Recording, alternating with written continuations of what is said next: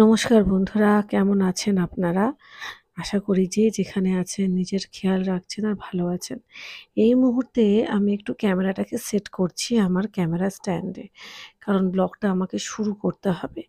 তো আজকের ব্লগটা শুরু করছি ছাদ থেকে এবং এই মুহূর্তে আমি ছাদে এসেছি পুজোর ফুল তুলতে। আমি বরাবরই যখন ব্লগ শুরু করি তখন আমি ছাদ থেকে শুরু করি এবং আমার ছাদের যে অগুন্তি ফুল গাছ আছে সেই ফুলগুলোকে দেখিয়ে প্রত্যেকবার আমি শুরু করি। এর একটা কারণ আছে। আমি মনে প্রাণে একটা কথা বিশ্বাস করি বন্ধুরা যে প্রকৃতিতে প্রচুর পজিটিভিটি আছে এবং প্রকৃতির সৌন্দর্য এই ফুল ধারণ করে। ফুলের মধ্যে কিন্তু প্রচুর সৌন্দর্য আছে, প্রচুর পজিটিভিটি আছে। গাছের মধ্যে তো আছেই। আমার এটাও একেক সময় মনে হয় যে এই যে আমি ব্লগ YouTube এ যখন পোস্ট করি এবং পোস্ট করার পরে যদি এমন কেউ আছে যে যার কিনা মন হয়তো খুব খারাপ আর যার মন হয়তো একরাশ কালো মেঘে ঢেকে আছে, সেই মুহূর্তে সে যদি আমার এই ব্লগটা দেখে এবং ব্লগের শুরুতেই যদি এই ফুলগুলোকে দেখে, তার মন খারাপটা খানিকটা হয়তো আমার ব্লগটা দেখে চলে যাবে। এটা আমি মনের প্রাণে বিশ্বাস করি এবং বলতে পারেন সেই উদ্দেশ্য নিয়ে আমি বারবার এই ফুলগুলোকে দেখাই। ফুল তো সবারই ভালো লাগে, তাই না? আমি আমার সাবস্ক্রাইবার বন্ধুদের উদ্দেশ্যে একটা কথাই বলতে চাই যে মন খারাপ হলে সবসময় প্রকৃতির মাঝে নিজেকে বিলীন করুন। একটা গাছ কিনে এনে লাগান, তাকে পরিচর্যা করুন, তার সাথে কথা বলুন। দেখবেন মন খারাপ কোথায় চলে যাবে। অন্যকে খুশি করতে অন্যে কি ভাবছে সেই কথা ভাবতে, ভাবতে না আমাদের সারাটা জীবন কেটে যায়। কিন্তু তারপরেও আমরা অন্যকে খুশি করতে পারি না।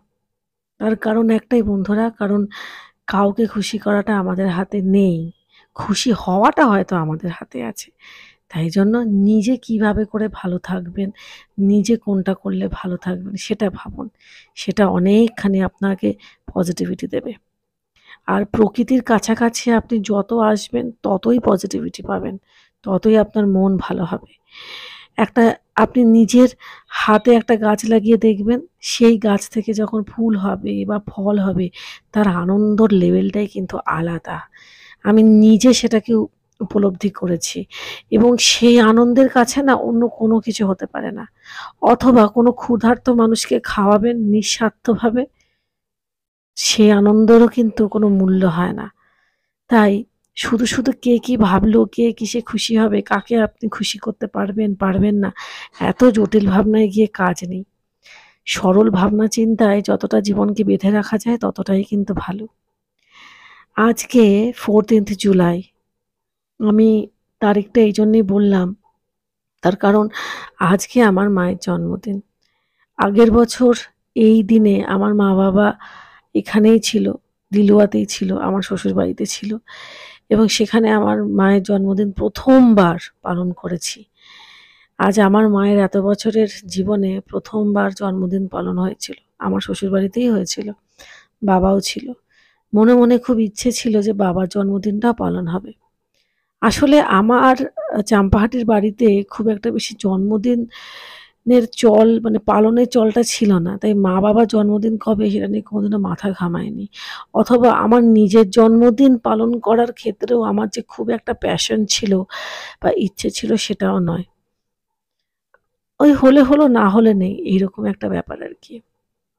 তো আজকে সেই দিন তো কি আর বলি, আমার বাবার জন্মদিন তো করা হলোই না। বরঞ্চ বাবার জন্মদিনের সময় বাবার শ্রাদ্ধা অনুষ্ঠানের জন্য আমি চাম্পাহাটিতে ছিলাম।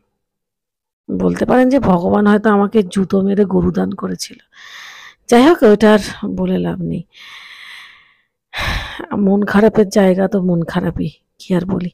ঠিক আছে, এ সমস্ত কথা বাদ। এগুলো বলে কোনো লাভ নেই। সত্যিই লাভ নেই। এই মুহূর্তে একটাই কথা বলতে চাই যে আমার মায়ের জন্মদিন আজকে এবং আমার বোন যে আমার মায়ের কাছে আছে সে আমার মায়ের জন্মদিন পালন করেছে এবং সেটা দেখে আমি অত্যন্ত আনন্দ পেয়েছি। যে যাক, আমার পরেও কেউ একজন আছে যে আমার মায়ের জন্মদিন পালন করলো। এটা দেখে আমার ভালো লেগেছে। এটাই আরকি। আর বাবার জন্মদিন তো এই জন্মে আর পালন করা হলো না। দেখা যাক। তো ঠিক আছে বন্ধুরা, ফিরে আসি ব্লগে। অনেক কথা বলে ফেললাম, ভালো মন্দ মিশিয়ে কথা বললাম। আসলে ভালো মন্দ মিশিয়ে আমাদের জীবন। পজিটিভিটি যদি আপনার জীবনে আসে, তার হাত ধরে নেগেটিভিটিও আসবে। আবার নেগেটিভিটি যদি আপনার জীবনে আসে, তার হাত ধরে পজিটিভিটিও আসবে। এই সমস্ত কিছু না একসঙ্গে চলে, অর্থাৎ পজিটিভিটি এবং নেগেটিভিটি। তাই দুটো জিনিস নিয়ে আমাদেরকে ভাবতে হবে এবং দুটো জিনিসের প্রতি আমাদের কেয়ার নিতে হবে। শুধু পজিটিভ ভাবলেও আপনার জীবন এগোবে না, আবার শুধু নেগেটিভ ভাবলেও আপনার জীবন এগোবে না। তো ঠিক আছে, অনেক জ্ঞানগম্যি দিলাম। এখন ফিরে আসি ব্লগে। গাছে পামেলা ফুল হয়েছে প্রচুর, এবং এই পামেলা ফুলগুলো আমার অত্যন্ত প্রিয়, আমার খুব ভাল লাগে। তো যাই হোক, ফুল টুল তোলা হলো। তো এই সময় আমার ঠাকুরের আসনে যে কাপড়টি পাতা থাকে সেটাকে ধুয়ে দিচ্ছি। আমি নর্মালি এমনি জল দিয়ে ধুই, কোনো সার্ফ বা সাবান ইউজ করি না। তো সেটাকে ধুয়ে মেলে দিয়েছি। খটখটে রোদ আজকে বন্ধুরা, আর বেশ ভালোও লাগছে, যদিও একটু পরেই বৃষ্টি নেমেছিল। তো এই সময়কার ওয়েদারে তো কিছু বলা যায় না, এই বৃষ্টি আবার এই রোদ। এই টব দুটোকে এইখানে এনেছি কারণ রোদ পাচ্ছিল না বলে। তো যাই হোক, এখন ছাদ থেকে ঘরে এসেছি, এসে একটুখানি ঝাড়পোছ করছি। আমাদের কর্মসহায়িকা দিদিটি আজকে নিচটা মুছেছে, আবার কালকে ওপরটা মুছবে। অর্থাৎ ও একদিন নিচে মোছে, একদিন ওপরে মোছে। আজকে ওপরটা মোছেনি, আজকে নিচটা মুছেছে। আর ওপরে সে অর্থে সেরকম একটা ধুলোও নেই, জানেন তো, বৃষ্টি হয়েছে তো সেই জন্য ঝাড় দিতে আমার খুব একটা বেশি অসুবিধা হয়নি। তো যাই হোক, ঝাড়টা দিয়ে নিয়েছি। এখন যথা জায়গায় জিনিসপত্র রাখছি, ওই আর কি, ঘর গোছাতে যেটুখানি করতে হয়। কাজকর্ম সমস্ত কিছু হলো, সমস্ত কাজকর্ম শেষ, মানে ঘরটা ঝাড় দিলাম। আজকে আর মুছবো না, কারণ আজকে নিচটা মোছা হয়েছে। পারলে মুছতাম, কিন্তু আমার শরীরটা ভালো না, একটুখানি প্যারাসিটামল খাবো। ভাবটা তো নিচ্ছি, আপনারা তো কালকে ব্লগে দেখিয়েছেন, ভাবটা নেওয়াতে না অনেক অনেক উপকার হয়। যাই হোক, এই মরেছি, কোথায় গেল। এখন একটুখানি চা খাবো, চাটাকে চান করে নেবো, ছেলেকেও চান করাবো। কি অবস্থা মুখের বাবাকে, মানে ভেতরে ভেতরে যে জ্বর না, এটা বোঝাই যাচ্ছে। ঘাম তো ভালোই হচ্ছে, বাবা কি বিচ্ছি লাগছে আমাকে। যাই হোক, কী আর করবেন বলুন, আপনাদের এই ব্লগার অত সুন্দরী না। একটু বসি। যাই হোক, ঠিক আছে, এখন মোটামুটি ঘরটা ঝাড় দেওয়া হয়ে গেছে। ঘর মোছার দরকারও নেই সে অর্থে, কারণ বৃষ্টি হয়েছে, ধুলো টুলো কিচ্ছু নেই, মোটামুটি যা ছিল ঝেড়ে ঝুড়ে দিয়েছি। এইবারে জাস্ট আমার ছেলেকে চান করাবো, ওর খাবারটা রেডি করব, আমি চান করব, করে মেয়েকে আনতে যাবো। তার আগে একটুখানি ওষুধ খেয়ে নিই, আজকে খেলেই আমার হয়ে যাবে, সেরকম একটা অসুবিধা আমার হচ্ছেও না। এটা কি বলুন তো, এই যে ঘামটা, এই যে নাইটিটা পুরো ঘামে ভিজে আছে, এবারে এইটাকে না সঙ্গে সঙ্গে চেঞ্জ করা উচিত। আমি চেঞ্জও করে ফেলি, কিন্তু বৃষ্টি যেহেতু কদিন ধরেই খুব টানা হচ্ছে, তো নাইটিগুলো শুকোয়নি, যার জন্যে ঘামালা নাইটি নিয়ে আমাকে থাকতে হচ্ছে। তা না হলে অসুবিধা হয় না। নাইটি কত নাইটি কিনবো বলুন তো, কত কেনা যায়? আর অত আমার তো পয়সা নেই, পরিষ্কার কথা। যে যা ভাবছেন ভাবুন, আমার সত্যি কথা বলতে অত প্রত্যেক রোগী কত নাইটি কিনবো? সব কিছুতে তো একটা লিমিট থাকবে নাকি? অত নাইটি কিনতে পারছি না, যখন পয়সা হবে তখন কিনবো। যাই হোক, ঠিক আছে, এখন ফোনটাকে দেবো চার্জে। ফোনটাকে চার্জে দিয়ে যাচ্ছি নিচে। আমার ছেলে কেন কাঁদছে ভগবান জানে। আমি নিচে যাই, আবার দেখা হচ্ছে কিছুক্ষণ পরে। আপাতত ব্লগটুকু এইটুখানি পর্যন্তই থাক, ঠিক আছে? মেয়েকে নিয়ে এলাম, এক পশলা ভারী বৃষ্টি হয়ে গেল। আমার মুখের অবস্থা খুব খারাপ, কীরকম তেলচিটে হয়ে গেছে। কী ব্লগ করবো, মানে ক্যামেরা ধরবো নাকি মানে রাস্তা ঠিকঠাক করে দেখে পার হবো, সেটাই তো বুঝতে পারছি না। চোখ মুখের অবস্থা ভীষণ খারাপ হয়ে গেছে, ভীষণ। ভেতরে ভেতরে জ্বর হয়েছিল, প্যারাসিটামল খেয়েছি, হয়তো বা সেই কারণেও হতে পারে। খুবই খারাপ হয়ে গেছে, আবার ঠিক হয়ে যাবে।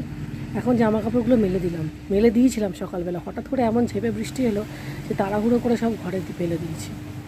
এখন একেবারে রোদে মেলে দিয়েছি, আশা করি শুকিয়ে যায়। আর যেভাবে আকাশটা নীল হয়ে আছে, আমার মনে হয় না আর বৃষ্টি নামবে, অবশ্য বলা যাচ্ছে না। আজকে আমার মায়ের জন্মদিন। আগেরবার মায়ের জন্মদিন পালন করেছিলাম বাবার সাথে। আমি বলছি মাকে যে তোমার তো আজকে জন্মদিন, এখন অবধি মাকে আমি উইশ করিনি। কালকে বলেছিলাম যে মা তোমার জন্মদিন না, মা বলছে আজকে না রে, কালকে। মানে আমি তো যাই হোক, বাবাকে নিয়ে ওই শেষ মায়ের জন্মদিন পালন। মায়েরও আর সেরকমভাবে জন্মদিন পালনের আর ইচ্ছেও নেই। ওই স্কুলে যেতে যেতে ফোন করলাম, জিজ্ঞাসা করলাম কী খাচ্ছ, করেছে রান্নাবান্না। বৌদিও এখন মাঝে মধ্যে বা মাকে তরকারি দেয়, এনে মাঝে মধ্যে এনে দেয়। ঠিক আছে, আমাদের ছোট সংসার বন্ধুরা, জানেন তো। চাম্পাহাটিতে আমার মা থাকে একা, জেঠিমা তার ছেলে বউ নাতিকে নিয়ে থাকে। এই ছোট্ট সংসারে না মিলমিশটা হওয়াটা খুব দরকার। যে যার ঘরে হাঁড়ি আলাদা হলেও একটু মিলমিশ, একটুখানি খোঁজ খবর, একটুখানি হলেই যথেষ্ট। আমাদের বেশি কোনো চাহিদা নেই, সত্যি কথা, কোনো চাহিদা নেই। ছোটোবেলা থেকে এই জিনিসটা খুব মিস করেছি, খুব মিস করেছি। খুব অল্প চাহিদা আমাদের বন্ধুরা, জানেন তো। মানে মানসিক চাহিদাটা খুব কম। হতে পারে বাহ্যিক চাহিদাটা প্রচুর, আমি এটা বলবো না যে আমার কোনো বাহ্যিক চাহিদা নেই, ভরপুর আছে। বাহ্যিক চাহিদা ভরপুর আছে, কিন্তু মানসিক চাহিদায় শুধুমাত্র ভালোবাসার আন্তরিকতা, এইটুকু বাদ দিয়ে আমি কিচ্ছু চাই না। কেউই চায় না, আমার তো মনে হয় না কোনো মানুষ চায়। এইটুকুই তো মানুষ চায়। যাই হোক, ঠিক আছে, ঈশ্বর এইটুকু যখন দিয়েছেন, আশা করি দেখা যাক। এইটুকু যখন এগিয়ে দিয়েছেন, বাকিটুকু তার ওপরেই ছেড়ে দিয়েছি। জানি না সামনে কি দিন ঈশ্বর লিখে রেখেছে। যাই হোক, তার মধ্যেও যদি কিছু ভগবান দয়া করে সেটাই অনেক, এই আর কি। যাই হোক, ঠিক আছে, অনেক ভারী ভারী কথা বলে ফেললাম, এখন আর ভারী কথা বলছি না। এখন একটুখানি খাবো দাবো, মেয়ে চান করবে, চান টান করে বিশ্রাম নেব। একটাই ভাবনা, কালকে যদি জল না নামে মেয়েকে নিয়ে আমি বিকেলবেলা টিউশনে কী করে দিয়ে আসবো, এটা একটা বড় ভাবনা। দেখা যাক কী হয়, কালকেটা কালকে ভাববো। এখন রাতের বেলাকার ব্লগ বন্ধুরা, এই মুহূর্তে আমি আজকে বানাবো সাম্বার ডাল। আজকে সাম্বার ডাল দিয়ে রুটি খাবো। আর সাম্বার ডাল করার জন্য আমি নিয়ে নিয়েছি অড়হর ডাল, এবং এই ডালটি কিন্তু অড়হর ডালই হয়। সবজি প্রচুর অ্যাড করা যায়, টমেটো দিতে পারেন, সজনে ডাঁটা দিতে পারেন, কাঁচা পেঁপে দিতে পারেন, গাজর দিতে পারেন, পেঁয়াজ তো প্রচুর পরিমাণে লাগে, দিলে ভালো লাগে। এছাড়াও কুঁদরি দিতে পারেন, পটল ছোটো ছোটো করে কেটে দিতে পারেন, বিনস ছোটো ছোটো করে কেটে দিতে পারেন, বরবটি দিতে পারেন। তো যাই হোক, আমি একটুখানি আলু ভাজাও করছি, কারণ আমার মেয়ে হয়তো বা এই ডালটা খাবে না, ওর জন্য একটুখানি আলু ভাজা করলাম। যদিও আমি আমার মেয়েকে এই ডালটা জোর করে হলেও খাওয়াবো। তো যাই হোক, দেখা যাক কি হয়। তো এই মুহূর্তে সমস্ত সবজি আমার কাটা হয়ে গেছে। আমি সাম্বার ডালে আজকে দিচ্ছি কুঁদরি, একটু পটল, একটু গাজর, কারণ বাকি সবজি আমার কাছে নেই। আর কড়াইতে একটু ঘি দিয়েছি, একটু সর্ষের তেল দিয়েছি, হিং ফোড়ন দিয়েছি, শুকনো লঙ্কা ফোড়ন দিয়েছি, আর দিয়েছি ৫ ফোড়ন। এরপরে সমস্ত সবজিগুলোকে দিয়ে দেবো, দিয়ে খুব ভালো করে কষিয়ে নেব। নুন, লঙ্কা, হলুদ দেবো, আর যেটা মেইন জিনিস অ্যাড করব সেটা হচ্ছে সাম্বার মশলা। এই সাম্বার মশলাটাই সাম্বার ডালের আসল ফ্লেভার। এভারেস্টের সাম্বার মশলা আমি ইউজ করেছি, আপনারা চাইলে যে কোনো মশলা ইউজ করতে পারেন। আমি একটু ধনে গুঁড়োও কিন্তু অ্যাড করেছি। তো যাই হোক বন্ধুরা, মোটামুটি আ আমার সমস্ত মশলা দেওয়াও হয়ে গেছে, আর সমস্ত সবজিও ভাজা ভাজা হয়ে গেছে। এক হাতে মোবাইল ধরি আর এক হাতে রান্না করি, ওজন্য একটু সময় নড়ে যায় ফোনটা। আ সেজন্য একটু মার্জনা চেয়ে নিচ্ছি আপনাদের কাছে। তো যাই হোক, সবজিগুলো ভাজা ভাজা হয়ে গেছে। এবারে কিউব করে রাখা পেঁয়াজগুলো দিয়ে দিচ্ছি। পেঁয়াজগুলো কিন্তু কিউব করেই কাটবেন। ঠিক চিলি চিকেনে যে টাইপের পেঁয়াজ আমরা কেটে দিই, একদম সেরকম। আপনারা চাইলে সাম্বার ডালে রসুনও অ্যাড করতে পারেন। আমি রসুনটা অ্যাড করিনি, আমি শুধু পেঁয়াজটা দিয়েছি। রসুনটাও আপনারা চাইলে অ্যাড করতে পারেন, কোনো অসুবিধা নেই। আমি ২ টো বড় পেঁয়াজ দিয়েছি। আপনারা চাইলে ২ টো, ৩ টে, ৪ টে, ৫ টা, ৬ টা, যতটা আপনাদের খেতে ইচ্ছা হয় দেবেন, ইচ্ছা না হয় দেবেন না, কোনো চাপ নেই। তবে রুটি দিয়ে সাম্বার ডাল খেতে আমার বেশ ভাল লাগে। ও, আরেকটা মেইন ব্যাপার, আরও একটা জিনিস কিন্তু সাম্বার ডালে অ্যাড করতে হয়, সেটা হচ্ছে কারি পাতা। এবার যেহেতু আমি রাতের বেলা রান্না করছি, আমি আর গাছ থেকে কারি পাতা ছিঁড়ে আনিনি। তো আপনাদের সাথে কথা বলতে বলতে কিন্তু আমার সাম্বার মশলাটাও কিন্তু দেওয়া হয়ে গেছে। তো যাই হোক, সাম্বার মশলাটা দিয়ে বেশ আরেকটুখানি ভাজা ভাজা করে নিচ্ছি আমি, কারণ পেঁয়াজটা একটুখানি আরেকটু হতে হবে। তো মোটামুটি কিন্তু আমার একেবারে হয়ে এসছে। এরপরে আমি সেদ্ধ করে রাখা অড়হর ডালটা দিয়ে দিলাম। ব্যাস, আমার সাম্বার ডাল একদম রেডি হয়ে গেছে। একদম রেডি হয়ে গেছে। দেখতে মন্দ হয়নি, খেতেও কিন্তু ভালো হয়েছিল।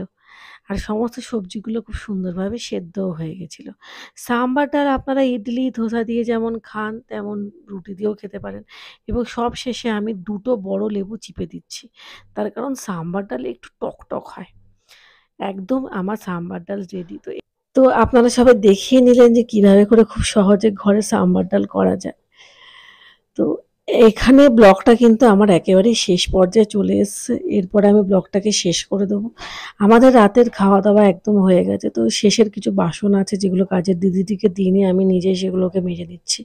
কারণ প্রচুর বাসন হয়ে গেছে বন্ধুরা, সবটা দেওয়া যায় না। তো আজকের ব্লগটা এখানেই সমাপ্ত করলাম। সবাই ভালো থাকবেন, সবাই নিজের খেয়াল রাখবেন। দেখা হচ্ছে কালকে।